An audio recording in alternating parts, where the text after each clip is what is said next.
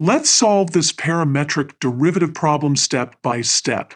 We're given two parametric equations, x equals a times t squared and y equals to a times t. We need to find dy slash dx. Let's start by understanding what these equations represent.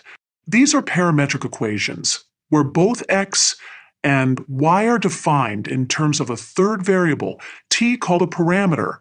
To visualize this, imagine a point moving along a curve. As t changes, the point's position, x, y, on the curve changes. To find dy slash dx, we'll use the chain rule for parametric equations. The formula states that dy slash dx equals dy slash dt divided by dx slash dt. Let's find dx slash dt first.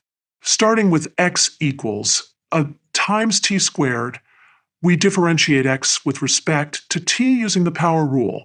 This gives us dx slash dt equals 2 a times t.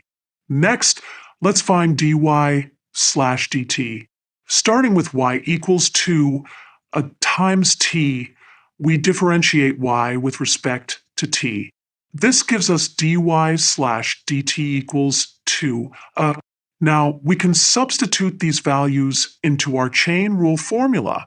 We get dy slash dx equals 2 divided by 2 times t. Finally, we can simplify this fraction. The two a's cancel out, leaving us with 1 over t as our final answer.